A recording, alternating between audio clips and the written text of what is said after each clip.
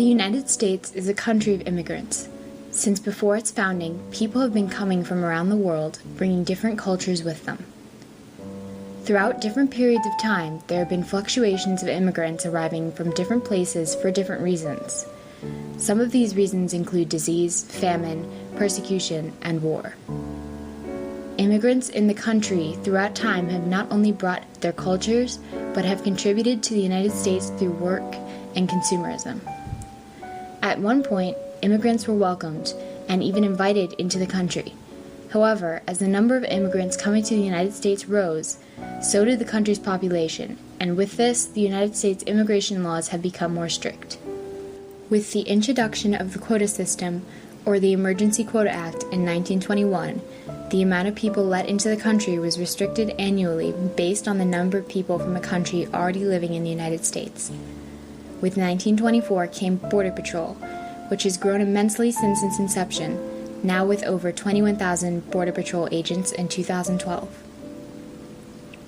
However, the number of U.S. residents and the need for tighter border control has not coincided with people's reasons for coming into the United States, and so recently, the amount of people coming to the country illegally has increased drastically. This includes the number of people coming into the country with their families as children, a group known as dreamers. Many dreamers come without a choice, following their families, who come for many reasons mentioned before. Most dreamers speak English fluently. Most also grew up here. Many would consider themselves American. However, being undocumented, they don't receive the benefits of being a citizen. They also live in fear of what may happen to them or their families.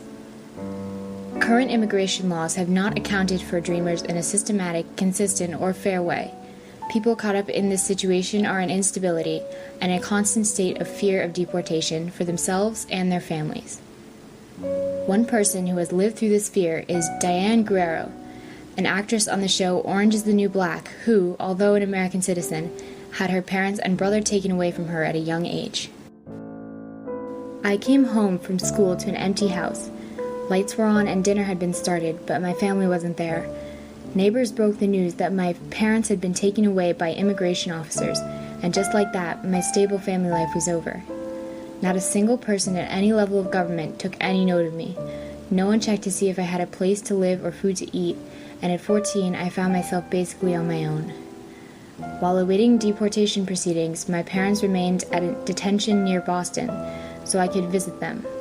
They would have liked to fight deportation, but without a lawyer and an immigration system that rarely gives judges the discretion to allow families to stay together, they never had a chance.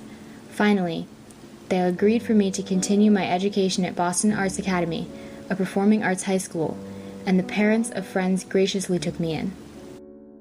There are many cases of undocumented parents being taken away from their children. DACA, or the Deferred Action for Childhood Arrivals program, allows for dreamers to apply for advanced parole, which offers a potential path to getting a green card. However, while this program can allow for many more dreamers to become citizens, it also has the potential to split up adult arrivals, the dreamers' parents, from their children.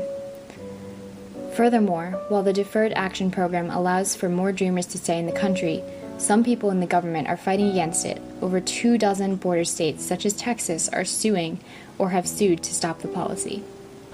Action needs to be taken in order to prevent the splitting of families and give citizenship to those who have been in America almost all of their lives.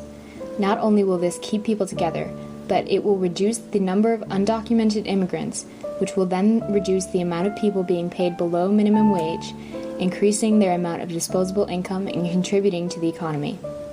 Furthermore, granting easier citizenship to those who have only ever known America, and slowing or ending the deportation of their families. The United States will be giving the countryless a country.